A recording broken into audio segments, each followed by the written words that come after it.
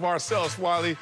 I hope I win some arguments today. I get more upset before the show than I get with you during the show. I get more upset 24 hours in your life than I do anywhere else because every time I hear you talk, all right, go ahead, say it. Beyonce is a top 3 artist of all time, and you don't even Hell no, you got to add a digit. That's Emmanuel Acho with the irrational takes over there. Anita Baker, Whitney Houston. All right, let's get started with the NBA playoffs and the Bucks today. The Bucks lost to the Hawks last night, and they also lost their superstar. Giannis suffered a hyperextended left knee injury in the third quarter and is expected to have imaging done today. This injury adds to the other stars going down in the playoffs.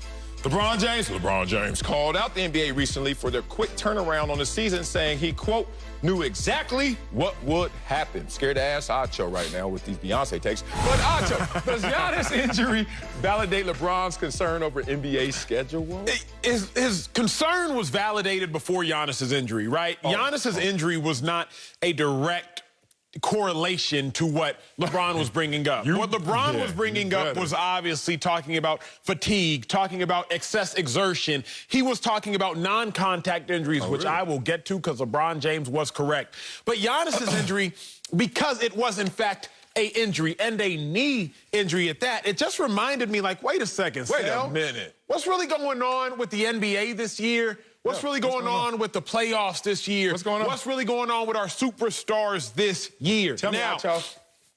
You always lead with the headline. That's what they say. Well, you damn. lead with the headline. Can you hurry up? I'm We're not 2 minutes bury in. the lead. I'm not going to bury the lead. What the headline? So the headline is this. What? LeBron James was right about his stance on injuries because it is not volume that hurts an individual. It's not intensity that hurts an individual. It is volume and intensity too quickly. I want to talk about 2 knee injuries because we just saw Giannis's. Kawhi Leonard's was non-contact. Jamal Murray's was non-contact. Kawhi Leonard, a knee sprain. We don't know the severity yet. What do you mean non-contact? He got bumped. Right knee, non-contact. Hold on, it bumped your body, but go ahead. I'm not going to interrupt your take, but your take already started. I literally rewatched it.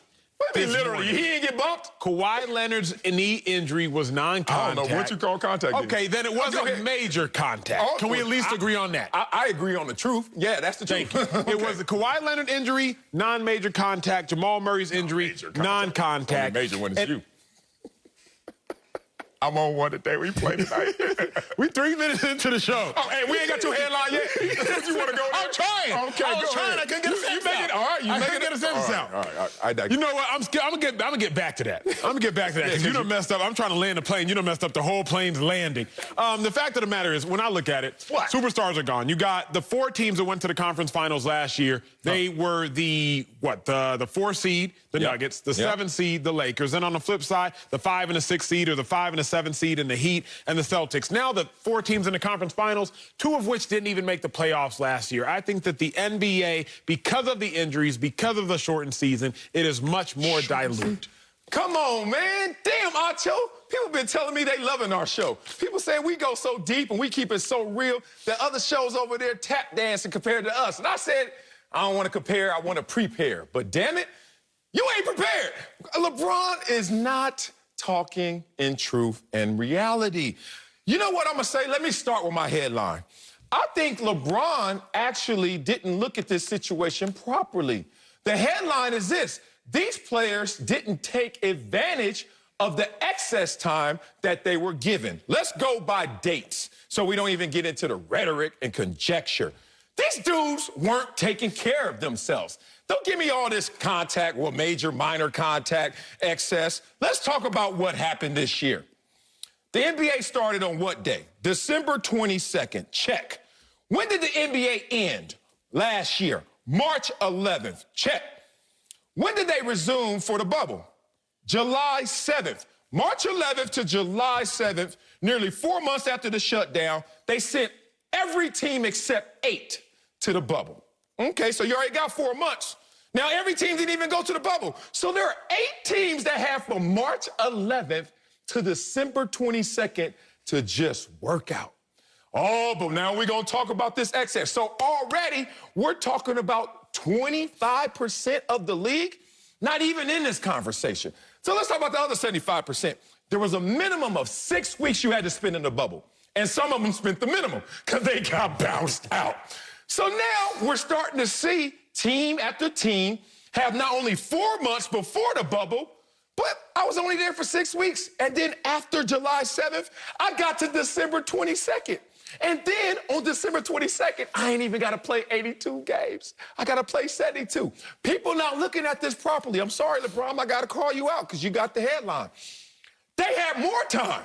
They had excess time. And you know what they say about anybody. When you want something done, give them a deadline. You want something done, give it to a busy person.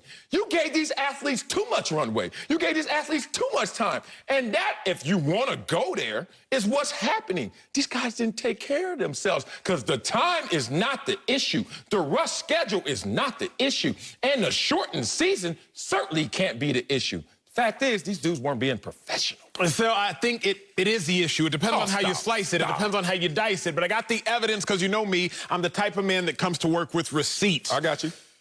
Look at the two players I bring up in question, Jamal Murray, Kawhi Leonard, the two players in question. Okay. Look at how much excess they played from, you talked about that bubble period. They went to the bubble, and the bubble really started July 30th, to their time of injury. Jamal Murray gets hurt April 12th. Kawhi Leonard from July 30th, time the bubble started last year, to their time of injury. Kawhi Leonard's was June 14th. We'll look at it from 2019 to 2020. Then we'll look at it from 2020 to 2021. Let's do it. Now, it's incredibly intriguing that you see Jamal Murray played 41% more minutes from the same period of July 30th to April 12th when he tore his ACL. Kawhi Leonard played 78% more minutes from July 30th to when he injured his knee as the year prior. So, again, it comes down to volume and intensity are what are hurting people. Yes, there was a longer break in 2020 offseason, but the fact of the matter is, those two athletes who suffered major knee injuries had to play significantly more time than they played the year before. You can't deny the evidence that says, hey, big dog, they had to play more time. I would rather, typical NBA season. Let's go. You play for 8 months, 4-month off season, you play for 8 months. Simple. The NBA, what we saw recent, you played for 6 months, 5-month off season. Now you pick back up. You play for 2 months, 1 month break. Now you play for another 9 months. I'd rather get a longer break, my typical 8-4, 8-4, 8-4, 8-4, than all of a sudden have to come out there and play excessive games in a shortened period of time. It's going to lead to somebody getting hurt. What do you mean excessive games? This is so evidence-based that I'm not even giving you my opinion yet. I'm just like, these dudes lying. They lying. If I was a strength and conditioning coach, if I was one of these workout gurus out there, if I was Chris Brickley or some of them dudes, I'd be like, damn, they've been here for a long time. Because these dudes didn't have to go play as much as they do in the normal offseason. They had much more time. What time are we looking at? I'm looking at this. It stopped March 11th. The bubble started July 7th. You talking about July 30th. Yes, when the games kicked off. Yes, sir. Yes. Which is going to help my point. Not everybody got there July 7th, but the bubble started July 7th. Then you got to do your quarantine, whatever you showed up, you showed up. July 30th. You know that 6 teams left on August 17th? So wait a minute. 8 teams didn't even go to the bubble. Then 6 teams were gone in 2.5 weeks. Yes, sir. So talk to me, Acho. March 11th to December 22nd, and all you had to do was work 2.5 weeks. We're talking about 14 teams. 46% of the league didn't even have to work but for 2.5 weeks. For how many months is that? 9? Shut up. Dog, that is not the reason they hurt. The reason they hurt is because you're playing a sport and people get hurt. I'm talking about the injured players. Okay, well, I'm not going to talk to you about the players that weren't in the bubble. Well, I'm talking about the injured players. But they were on those teams. 14, half the league. What I'm talking, but who got hurt? When we're talking about who's gotten hurt, Jamal Murray's gotten hurt. Giannis got a hyperextension. AD got hurt. Yeah. LeBron James has dealt with injuries. Contact. Last night, we are talking about this because of last night. Yes. Was that a fatigue issue? No. But that was a dude.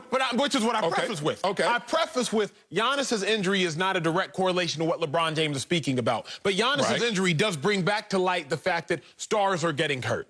So now that it's bringing back to light the stars are getting hurt, I'm trying to look at why stars are getting hurt. But even still, if we wanted to, my premise is, even if we removed it from a sports conversation, it is much harder on the body to even just change a workout. You know this. Why does your strength coach, you've changed your workouts the last year since I met you, you've got your body down in tip-top shape, look like you're back in playing shape. What do you want to do if you want to make your body change? You change your workout to shock your body. Yeah. Changing a workout, quite literally, you know based on your kinesiology studies, I know based off my kinesiology studies, changing a workout literally is what you want to do to shock your body. When you are used to playing for 8 months and being off for 4 months, playing for 8 months and being off for 4 months, and you and I both know that changing the structure of a workout, changing repetitions and changing work, shocks the body. They literally changed the structure of how they worked out, and it shocked the body. But if we don't want to look at athletes, then you would have to say that what I'm about to tell you is a sheer coincidence. Let's hear it. 2002 was the last time that teams that did not make the conference final